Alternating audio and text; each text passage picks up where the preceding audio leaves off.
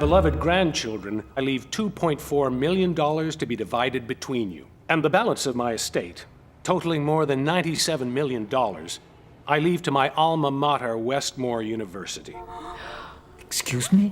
My alma mater, Westmore University. No, wait a minute. This is a joke. There's something wrong. Well, now, son, I know it's a bit unorthodox, but... No, it's wrong. This is not the right will. He left everything to me. How do you know that, Todd? I know you. You were at the memorial service. This is your uncle's will. Actually, it's a forgery of your uncle's will. But this is what you expected to hear today, isn't it? I don't know what you're talking about. It's dated October 4th, kid. You screwed up. The notary public who was supposed to have signed this was on a cruise in the Caribbean on October 4th. We were in the file room yesterday. You see the little tabs at the top? Some are on the left, some on the right, some in the middle. Mr. Pratt had a system. When he put files away, he alternated them, left, right, middle, so they'd be easier to read. And they were all arranged like that, except for this one. It's a middle, and it was right behind another middle. We all assumed that the killer broke in here to burn a file or to steal a file, but we were wrong. The killer broke in to add a file. Here's what happened. Your uncle was dying, and you knew you'd been cut out of the will.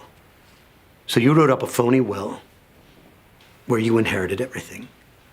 And of course, you had to kill Lou Pratt. He was your uncle's attorney, and he would have spotted the forgery. And after you killed him and his assistant, you put the phony will in the file, but you couldn't just stop there. The cops would have wondered why was Lou Pratt murdered. And they would have gone through every one of his files, and eventually they would have found your phony will. So you had to send them down the wrong road, and any wrong road would do.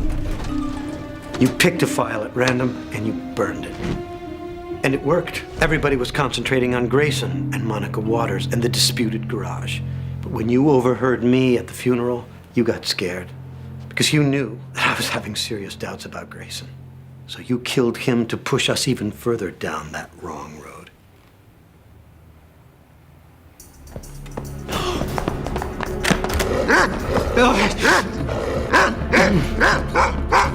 I failed to mention we brought Mr. Grayson's dog with us. Looks like he remembers you.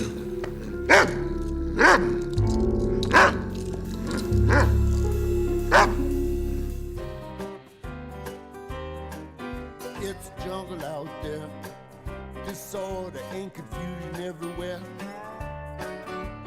No one seems to care. Well, I do. Hey, who's in charge here? It's